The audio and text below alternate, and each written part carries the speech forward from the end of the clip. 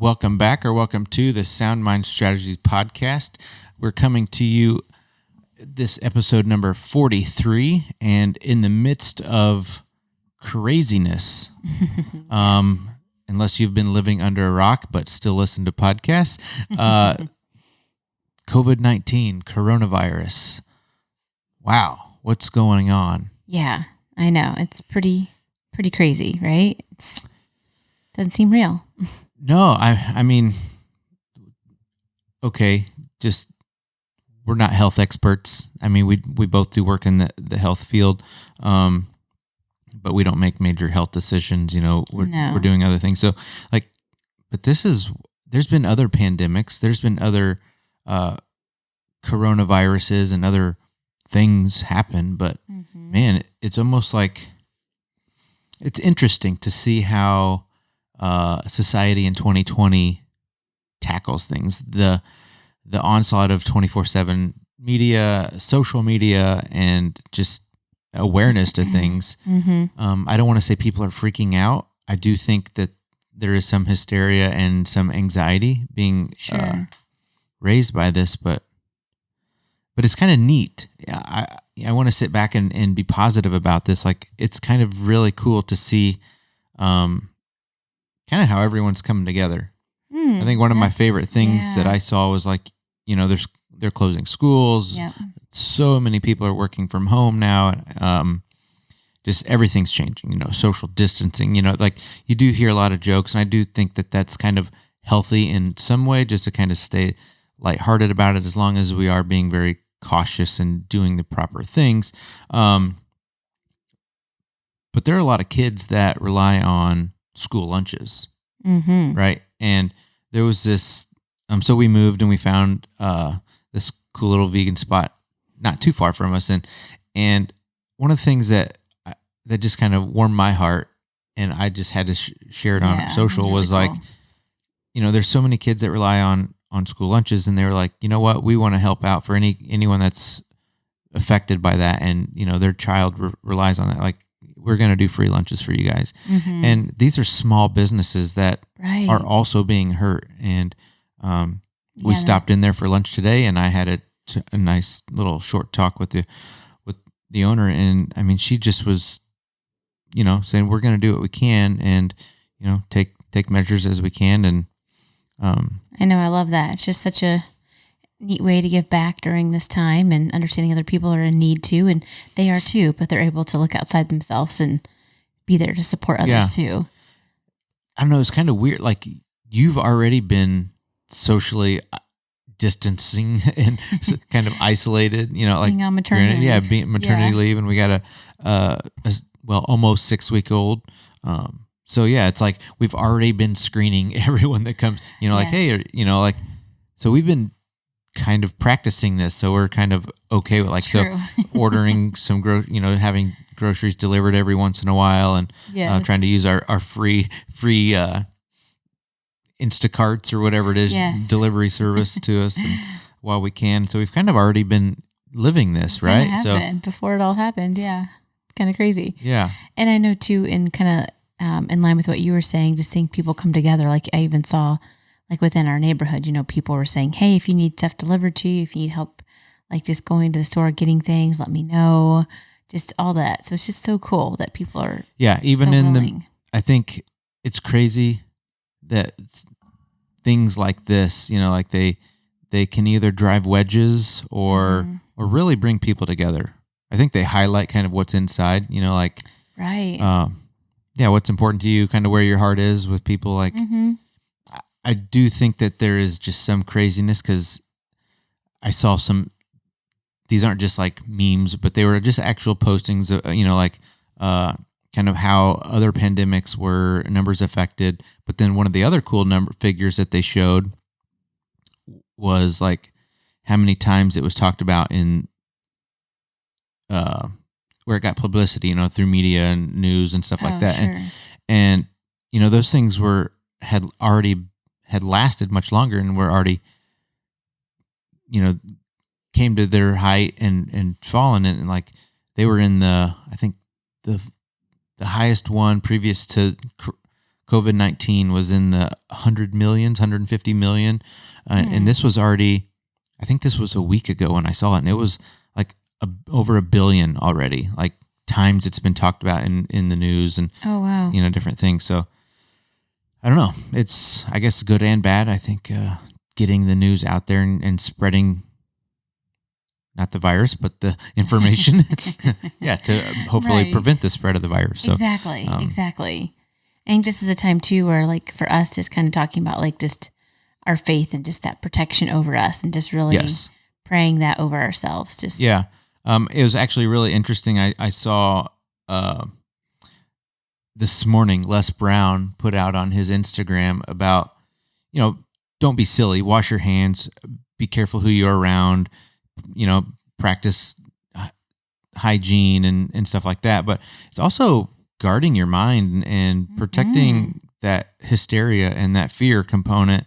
I think a lot of people are over heightened and over nervous about it, instead of just like taking the normal precautions, riding it out, knowing that this will pass. We've gone through other pandemics. This one just seems so much worse because it is 24/7. That's all we're hearing on everything. Like, I'm getting, even a week or so ago, I'm getting emails from every single thing that we're in, like everything. It doesn't matter. Like, if you're getting emails from anything, we have, PetSmart and, every cycling event and everything that we're into, everyone's talking about COVID-19. So protect your mind. Yes. Be careful, but don't be fearful. Yeah. Be careful. Don't be fearful. I like that. And to your point too, we know too, just from Dr. Caroline Leaf, one of the neuroscientists that we listen to, talks a lot about how when we are having a lot of anxiety, a lot of stress, just the chemicals that it releases within our body and have the negative effects that has on us. So even more reason to not to really be aware of what you're letting perhaps grow or fester within your mind. Yeah, absolutely. So with that, wash your hands, be careful who you're around. If you're sick, go see your doctor, right. Take the normal precautions. So, moving right along, we have almost, this is Sunday. On Tuesday, he'll be 6 weeks. Yes. How'd that happen? I know. That's what I was saying. I was like, earlier before our podcast, I was thinking about I just cannot believe this. Time is flying. And when I scheduled my appointment 6 weeks out, I was like, oh, that seems so far away. And now it's here. And I'm just like, I can't believe my little baby boy is 6 weeks old, almost 2 months old. It doesn't seem real. But it was a nice time to reflect. It was thinking how thankful I am for him, and just seeing all his new little characteristics come out of got the first little smile, and, he just coos now every once in a while, just makes little noises. You're so special. Starting to see the very first signs of personality and emotion and stuff. Yeah, it's really fun. I love it, and you get to see it all day, every day. So it's really cool. So I really like to come home or even on the weekends, really kind of build up a lot of time with him, and try to make up for lost time. Not that you can, but yeah, you do a great job of being very involved on the weekend when you can. The nighttime routine. I try to kick you out, and that's mine. Yeah, I know. I love it. It's so nice. It's I feel so weird to let go of the reins, but I'm like, no, this is good. I'm so thankful I have a husband that wants to do the nightly routine with him. Just let it be. Yeah. Speaking of 6 weeks and kind of transitioning things, you're starting to put a little time in on the bike and kind of thinking about fitness again. How's that? Yeah, that was really cool. I named my ride yesterday, finally an endorphin rush, because I actually got an endorphin rush, being pregnant. I wasn't able to get my heart rate over a certain amount. And so it just, I understood why I couldn't, but it was just but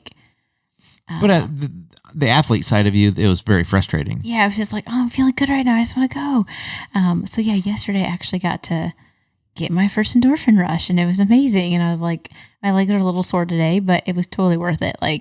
Just let me ask you, because we were commenting on something. We just saw some people had a baby probably, 2 weeks ago, something like that. And she was already out on the bike, a week and a half, 2 weeks later. Not in comparison, but thinking about yourself now that it has been 6 weeks, do you regret or wish that you would have started sooner? I mean, that wasn't your first ride, but I mean, it was kind of your first real effort of the ride. I mean, do you even think that you should have started a couple weeks or 3 weeks out? I mean, I definitely think I could have. I think I was nervous because I was like, okay, the doctor said 6 weeks. Right. And I did more research, and I was reading that, basically the doctor tells everybody that it's just kind of the blanket statement. But if you're feeling good, some people start working out within the next couple of days or the next week, which I think I could have because I felt good. But I mean, maybe it was all for a reason that I didn't, who knows, something I guess could have happened. But. Yeah, I agree. And I think it was really good for you, to really spend some time just letting that be something that you're going to come back to, and just be here, be now, be a mom. Be here with baby, learn. Yeah, and just learn him and learn your new role and how it all fits together. The bike's always going to be there. Fitness will come back. Yeah, and I think, I agree. And I think it was I was already sleep deprived, just, a little stressed at times, trying to learn a new baby and all that stuff too. So obviously working out does provide stress to your body, but it's a relief as well. But I think just adding that would have been a little too much. Before we get too far down a rabbit hole, we do have a good topic that we kind of want to get going on. But yeah, so everyone sit back, wash your hands, use some hand sanitizer, and enjoy the show.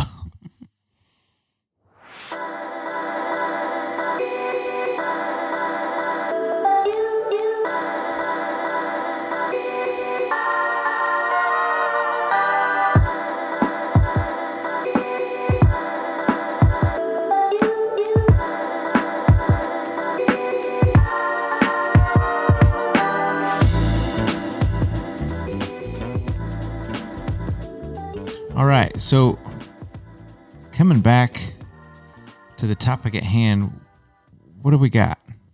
What's on the docket? Yeah, so today we are talking really about our talents as human beings, our giftings, and also our defects. What?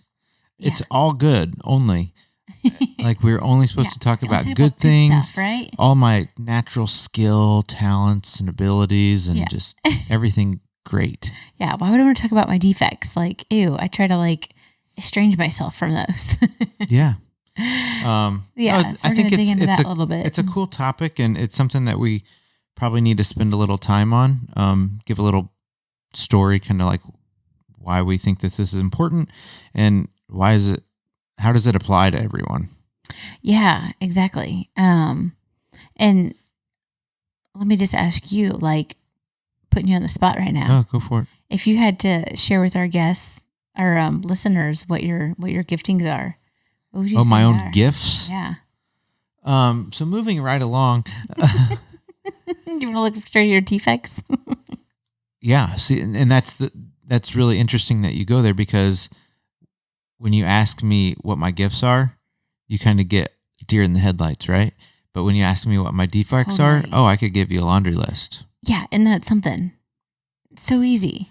I don't think I'm different or than anyone else. I don't think I'm abnormal in that world.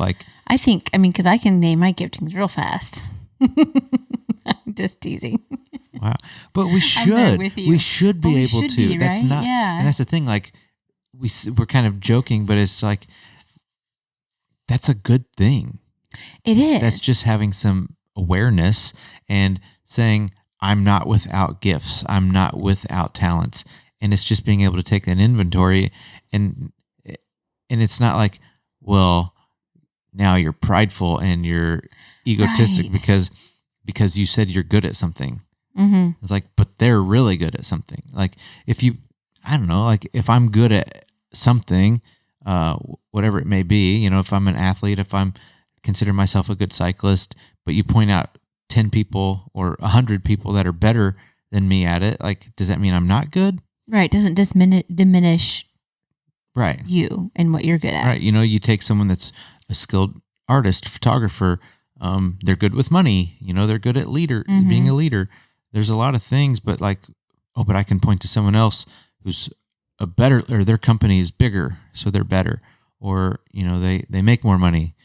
So, right. So, yeah. It's exhausting, right? When you keep doing that over and over. So you have some things. So what are gifts? What are talents? Yeah. So I just kind of looked up some things a little bit, like with the definitions of them. And giftings is really just expression of our uniqueness. You can kind of look at it as like our calling in life, maybe what we feel like that calling is. And kind of like your mission, your expression of just really like your uniqueness that just you have. Right. And then looking at talents, more of like your natural ability to do things well. So it's just kind of innate within you. Right. You're just good at that. These are things that you're just kind of like naturally just prone to being good at. You don't have to really try, right? It just comes to you pretty naturally, pretty easily. Yes and no. I'm going to say your baseline is just well above average. Mm-hmm. You still are going to have to be excellent at that. You still have to put work in. Let's not be foolish about it. Like to really, really excel in any endeavor, anything. If you're just, even at an artist or a photographer, think about it. Like they still have to develop skill, even though they have the eye to see. Yeah, they know what they want to capture, but they still have to learn the art of the camera. They still have to know how to work the camera. It's a tool. It's a device. Same thing with a natural leader. There's still a lot of skill that goes into communication and just learning how to read people, understand people, communicate with people, praise people, discipline people. There's a lot of skill that goes into that. Just because you have a natural ability of leading or communicating or finance, whatever it is, athletics, your baseline's just higher than average. Right. You still have to spend time refining that skill. And I see that as, your gift, talent, and then the skill part to me is the work beyond the base, beyond the talent part of it. And then defects, we all know what defects are. Those are the things that we kind of see in ourselves. That's like why I can't do something well. It's imperfections.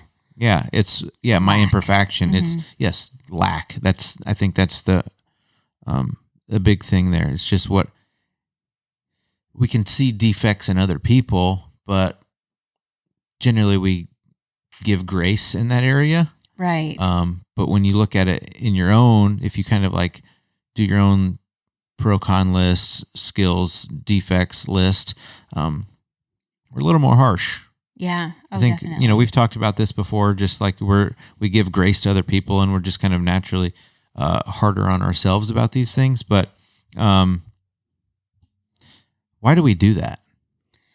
What do you think that some of the big reasons that come to you, like why we're just like so harsh to ourselves? I think it's just, gosh, I almost feel like it's been like, ever since I can remember being young, like just programmed in me almost to like look at like those things where I fall short. And so I don't know if it's just sometimes societal messages we get about things, of the way you have to be, the way you have to look, the way you have to show up in the world, all of that. I think that can play a role. And then like I know for me, it was just I think just always having some of those like insecurities about myself. So I think it comes with like self-esteem. Yeah, I can see definitely tied to self-esteem, self-worth. Yeah, and when I think back, it's like it was at an early age. Like I was young. Like I remember like in first, second grade thinking like, oh man, I'm not as pretty as her and she's prettier and she has all the boys like her and just all silly things. And it's just like, oh my gosh, how was I thinking that at such a young age? No, I think that's when we start to lose that childhood idea of ourselves of just like, I can do anything I want. The sky's the limit. I can be anything I want. And then you start to meet people who start to see things in you that's different. So same thing with me. I was shorter than most, red hair, all these things, like those were now defects in my mind. Like, but why is that a defect? Like, what is it actually hindering? Is it an imperfection? Does it create lack? I don't know. These are all things that I applied to my own self and now made it a limiting factor or a lens I had to look through to apply myself to anything. It was like I had to look through my lens of imperfection, my lens of lack, my lens of why I'm not good enough, right? Yeah.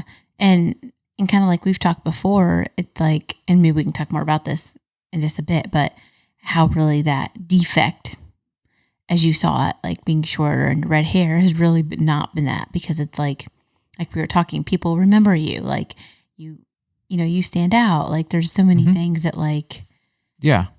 about that are truly not defects, that kind of a lie. Yeah. So I wanted to bring up some people that we kind of wrote down that were like, wanted to take a look at, that had glaring defects, major imperfections in their life, and have gone on to do great things. One of the first ones that came to mind for me was, I really kind of came across his story through some other podcasts. His name's Chad Wright. Please look him up. Excellent story. This guy wanted to be a Navy SEAL from pretty young age, and went through the whole mobbing process and, went through everything. This is just to join the Navy before he was even allowed, to try for SEALs. Right. It slips in my mind exactly what the problem was, but he had a heart issue. Yes. And it was needed. They had never had to do a surgery of this type.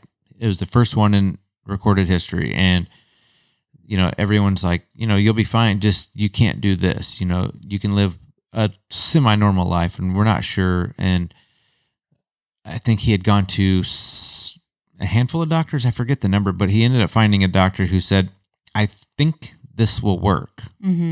Not sure, not certain. Obviously, there's nothing to go on. There's no studies. There's no, history of this. So he's like, I think it'll work, or you could die on the table, kind of thing. Like there's and he's like, well, I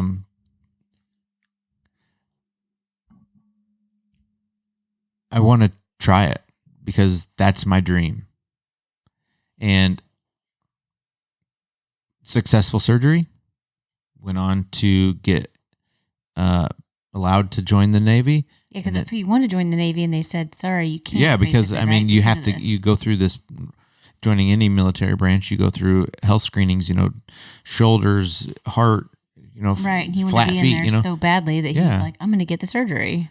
Even though it potentially could have killed him. Yeah. Right. This was a major defect, a major imperfection or lack of a functioning heart. Right. Yeah. So he got it done and went on to be a Navy, he passed SEAL training, and now he's an ultra distance runner. Yeah. What an amazing story. It is. He's got an amazing Instagram account. Check him out. I think it was Rich Roll. I think he was on a couple different things. So amazing story. It really is. It's neat. Like his determination to get that surgery and just be a SEAL. But would his story be as good if he hadn't gone through that, and if he hadn't been persistent and hadn't had that defect? If he would have not had to have that battle and make that choice and just like normal rolled in. I don't know. Yeah, definitely would create a different story. And I think what he went through and what he was willing to go through can really I think, help other people too when they're going in life and have to make a hard decision because like their heart really wants to do something, they're really focused on something and can't do it now because of X, Y, and Z. It's like, what like things will you go through to get something that you really want? Yeah. And I think his perseverance through it just really, really shines and is inspiring. Who else you got? So the other one I wrote down was Les Brown. Okay. Tell me a little bit about him. Yeah, so Les Brown, like, oh man, I love his stuff. But he talks about when he was younger, he just had a really hard childhood. I think he was adopted, right? And him and his brother were, and as I recall, and just had a really, really tough life. But he basically had like troubles with like speech, right? Like his speech. I don't know if it was like a speech impediment. Yeah, I think they were kind of like, I don't want to get this wrong, but it's definitely had a speech problem, and then almost, he had a learning disability, like almost mentally retarded kind of is what they label. Thought. Yeah. I don't know if it was I don't know if it was diagnosed, but definitely thought, that way. So he struggled a lot learning, yes, and he struggled a lot learning. Couldn't remember things. Yeah. Speech was slower. And I mean, he even tells a story of like how he went up to talk and in front of his classmates as part of a project, and everyone was making fun of him, and he had this like really amazing teacher that kind of kept pressing him and pushing him to like just keep talking. And now, I mean, look up Les Brown. I mean, he's an amazing motivational What's he do? speaker. Yeah, he's a speaker. Yeah. And gets paid a lot of money. Yes. To speak to people. And he's one of the most heartfelt people. And what's he do? He memorizes things. I mean, he can just, if you listen to his speeches, which I've listened to a ton, he was one of the main guys that I listened to, and I was kind of coming back from my injury several years ago. And he just would quote so many things, and even in live presentations, and it just makes you think, like, had he settled to thinking that he was defective, he can't talk in front of people. Yeah. I mean, that what other people thought of him if he would have wore that as who he is. Yeah. Be missing out. He got a job like on a radio show as like a DJ, and he went through the process of like how many times he got told no and got told to do something else, and he kind of just like, it's a really cool story. You need to listen to it if you haven't heard it, about how he kind of just like almost weaseled his way into doing a live presentation because everyone else was gone. And he was there and did it, and he had practiced for that. He knew his opportunity was coming. So he spent so much time. And if you listen to him, like just his speech, like it just flows, and oh my gosh, he can talk just with no hiccups and issues. And I mean, you would never have thought that was his backstory. Yeah. If you hear that in his backstory, you're like, no, it's not the same person. It's amazing. It's just so cool. Like this defect seemingly, like look where it took him in life. I mean, it's really cool. Oh, absolutely. Yeah. One of the other ones that we wrote down was Moses from the Bible, right? So here he was. You kind of look at this story of he was supposed to lead these people, this group of people out of Egypt, and he was raised by all the right people. He grew up in the, learning all the army and the military ways, and but he had a major issue himself with his ability to speak. Yes. And one of his big cries was, Lord, send someone else. Yeah. Or Lord, fix my speech. And it's really interesting when we kind of talk about this and think about it. Let's say God did that and answered him and just said, okay, you're right. You're fixed. Thanks for bringing that to my attention. I completely overlooked that. God of the universe saying, "Oh, thank you, Moses." I completely overlooked. But anyway, if you think about how that story would have been how it would have played out, oh, okay, yeah, granted, your speech is now fixed, and let's just say Moses can go in and he just has this eloquent speech, and he can talk his way in and out of anything, and just schmooze things over, and talk better than any politician kind of thing. That would look completely different. Yes. There's no divinity in that scenario. It's Moses did this. Exactly. Look at Moses shine. Look at how well he can speak. And, he just made it all so wonderful. But that's not the case. That's not what happened. Instead, he went in and let God perform.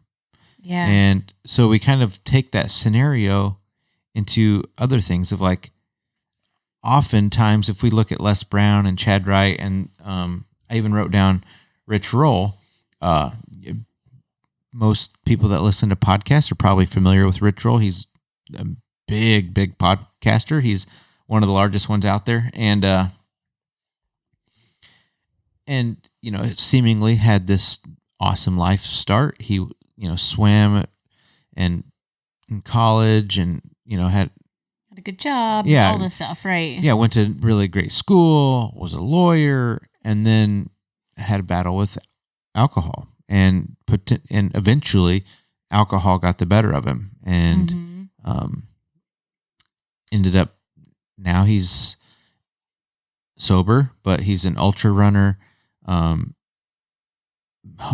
completely different lifestyle. He's changed his life and health and wellness and the way he eats and practices, and influence a lot of people's lives. Yeah, and now he's major podcast host instead of one-time lawyer. But one of the cool things was when you hear his personal story was he really didn't get started on this journey until he was 40 plus. Right. And so a lot of times I myself have been guilty of this, where I view one of my defects as not knowing what I want to do, or not knowing what my purpose is, not knowing what my real giftings are, and I'm 35, right? So I feel age that's a defect of mine. Not that I'm old. I'm not saying I'm old, but sometimes I feel like I'm behind the curve on starting my path. I don't feel like I'm going to have enough time to really make something. Right. That's can be very inspiring to hear that he didn't really get kicked off until 40. And yeah. So we kind of look at all these people, and they end up being known for something that was actually through their major defect. Yes. Yeah. It's pretty neat just to even think about in your own life. I know this is topic has been making me think this last week too about okay, what are some of my defects, and how have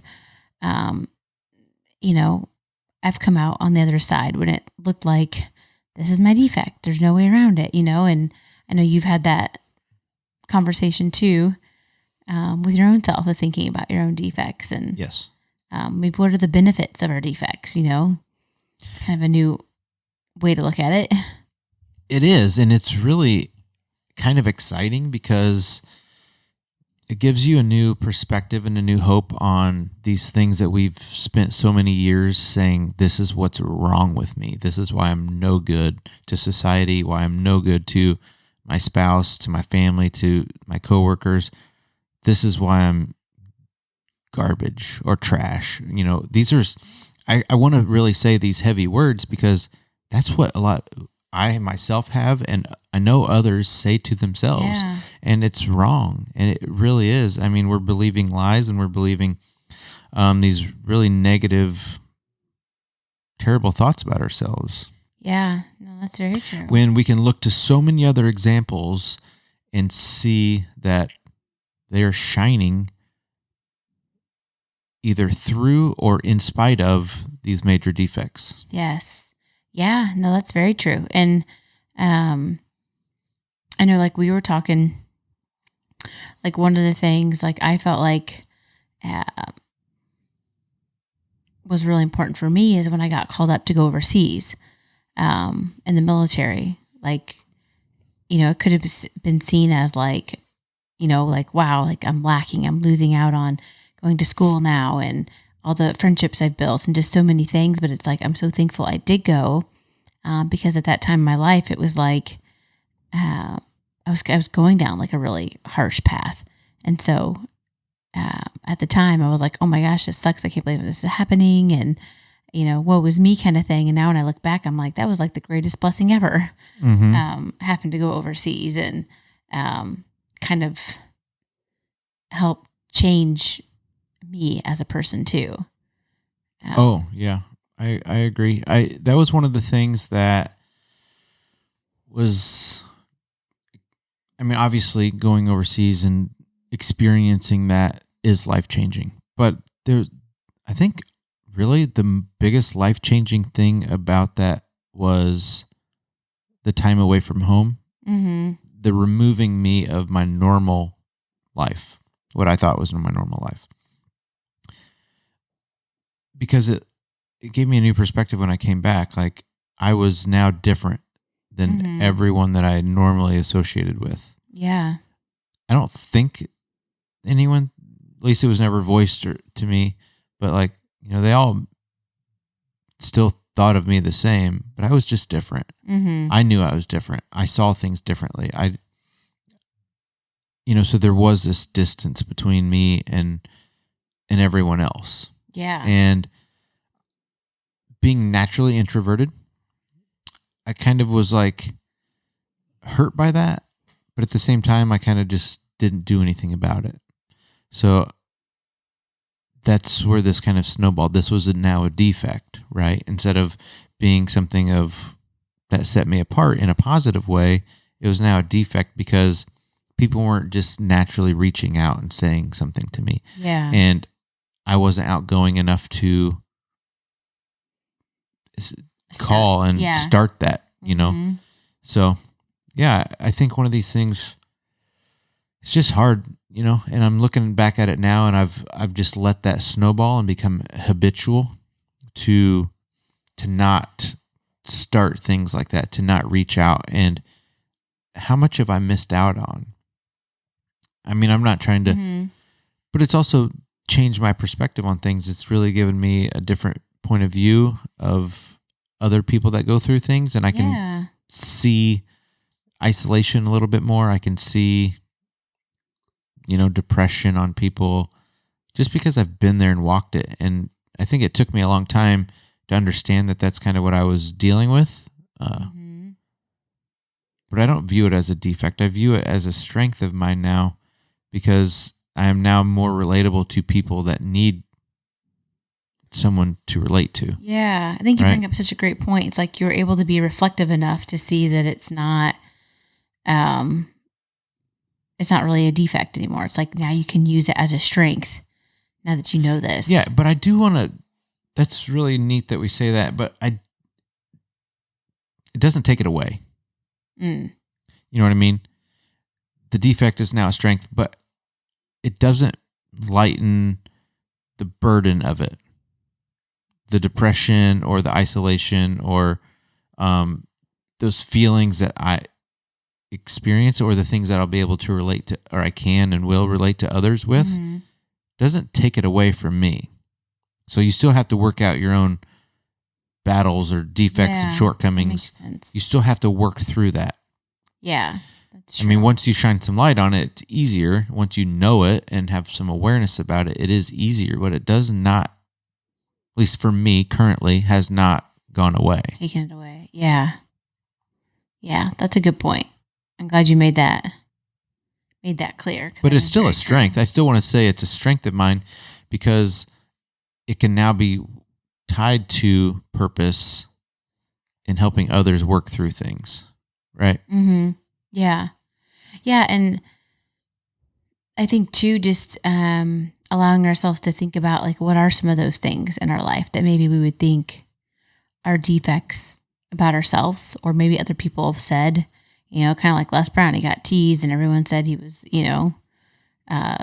even says it in his, one of his motivational talks, like, people said I was mentally retarded and all this, just other things people have put on you, or maybe that you've put on yourself, kind of thinking about like, is that really a defect? And if it is, how can you like make it become a strength? How can you work through that? Mm-hmm.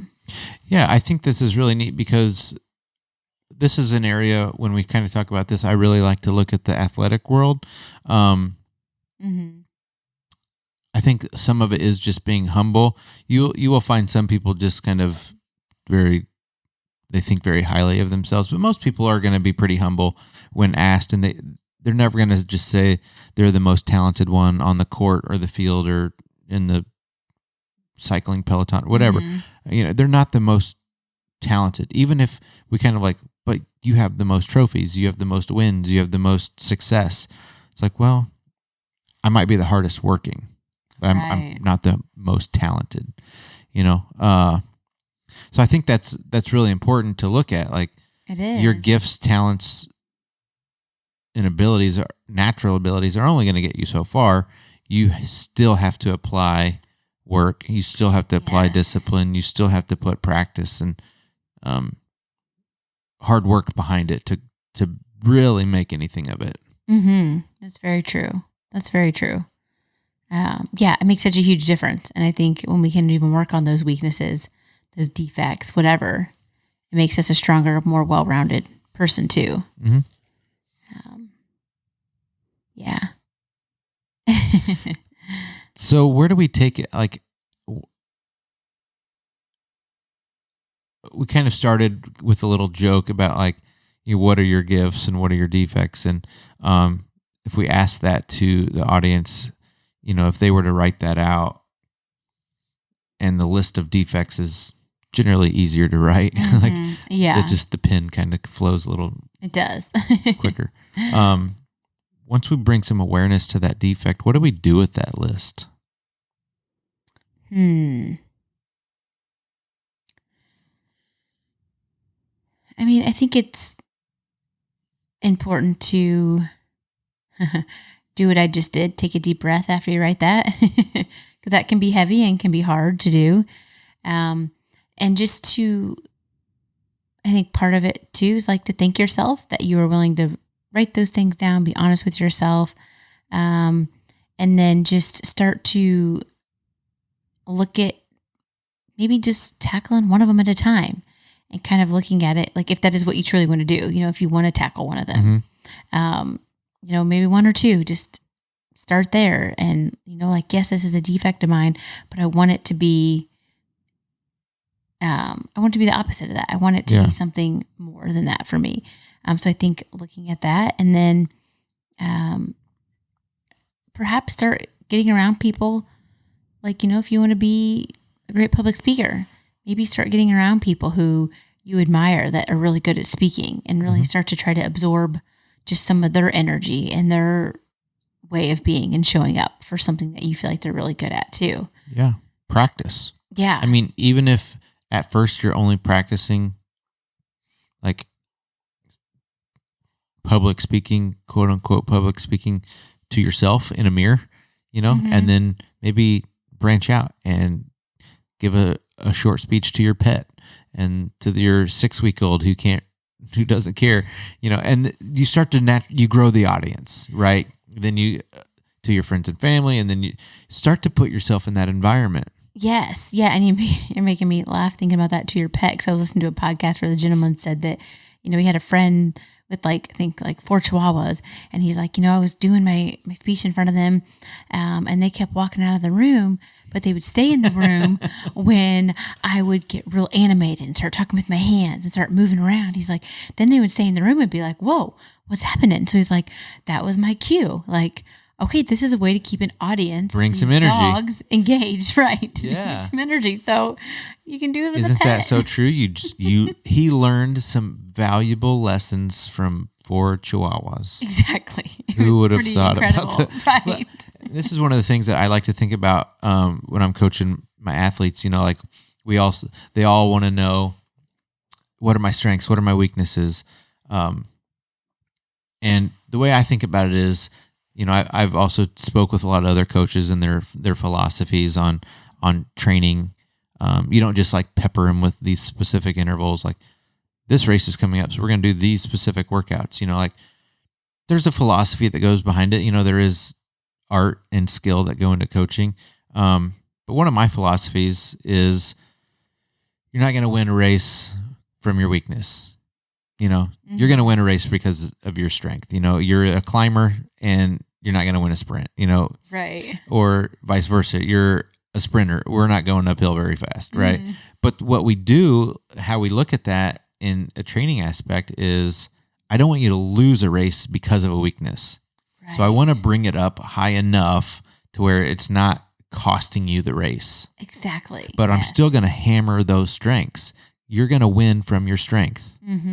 But I don't want that quote unquote weakness or defect or not as strong area to be a major limiter. We want to bring the limiters up high enough to where they're not costing you the ability to a shot at the finish line. Yes. Yeah. Right. Exactly. So we got to get over that hill in the middle of the race to sprint if you're a sprinter.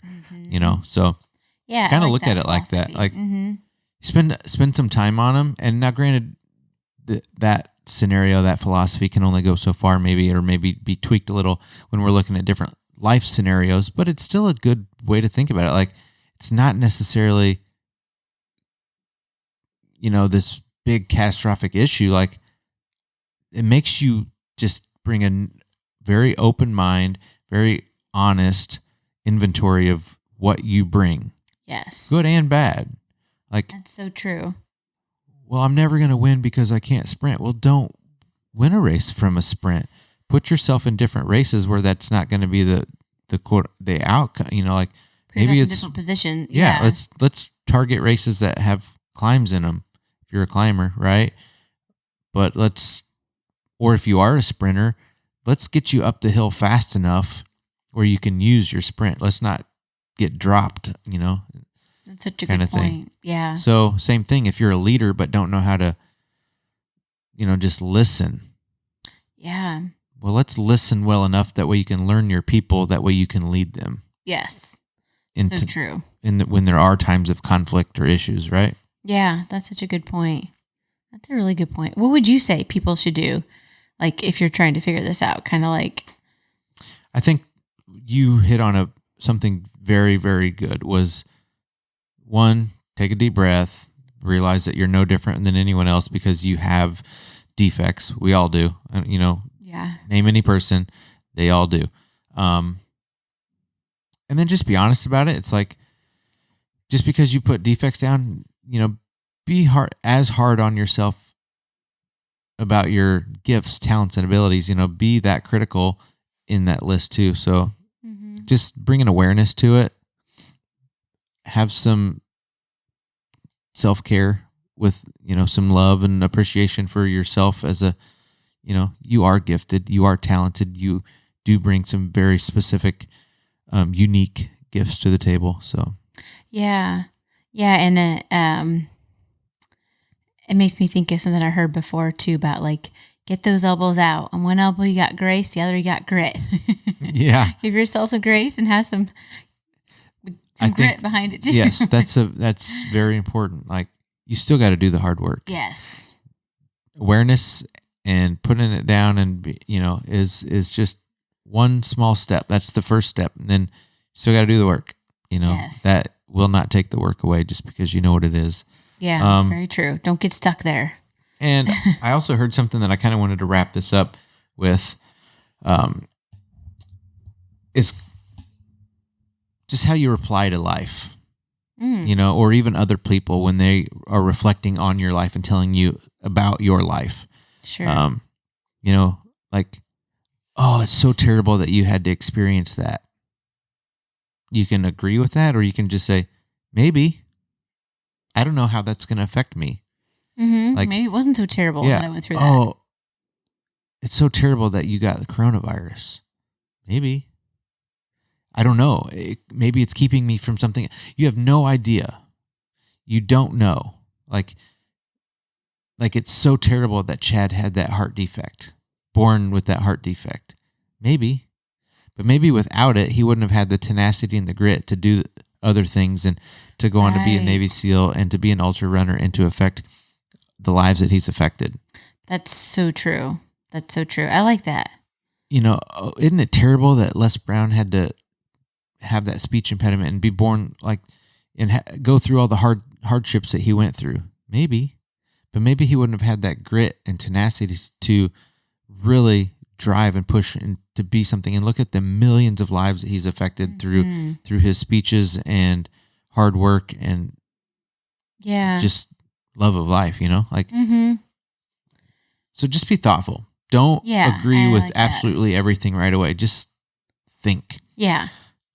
Like maybe it is, maybe it's not, but and I think it is easy and just natural to do that too, just to say, oh man, isn't that horrible? They had to go through that. And I mean, there are some things, but it's there are some things though that are, hard and tragic to go through though. Yeah. That really, we're kind of talking really makes me think about the accident, isn't it terrible that happened to you? Yeah, maybe. But I look at it now as I learned so much through that process. Yes, it hurt a lot. Yeah. And, there's some lasting effects from that. Isn't that terrible? I don't know. Am I better off having learned those things? Or would I have been better off to not have that happen? Yeah. I don't know, because those are so valuable. The me now after that is so valuable to me that I became this person versus the Evan on the other side. I liked Evan on the other side of that. Yeah. But I learned so much about me, and I learned so much about how to treat people and be around people and be with people. I don't know. I don't know that I would undo it if I had the magic wand. To do that. Right. Yeah. And for those listeners, you're talking about the hit and run that you were in, where a car hit you while you were riding your bike. Yeah. Broken leg, and I don't want to. It seems like I bring that up a lot. I don't mean to, but it just gets tied into a lot of things. But yeah, it was tragic. Hit by a vehicle on my bike, and but I don't know that I'd undo it. I really don't. Yeah, because you found so much out of it. You gained and learned and grew out of it. So that's invaluable. And I don't want to diminish other people who, have had major issue. There are, some hard things that we go through. Yes. People lose life, lose limb, majorly affected. I, on the other hand, looking back, physically, am pretty good afterwards, really good. Yeah, and say really good after all those injuries. Yeah. So, but let's land this plane. I really enjoyed this conversation about looking at our giftings, our talents, and our abilities, how to really spend time cultivating the skill that goes behind that and owning them, and then not limiting ourselves because of something that we classify as a defect. Yes. Yeah. Me too. It's been really helpful, just even for my own practice, to look at those things.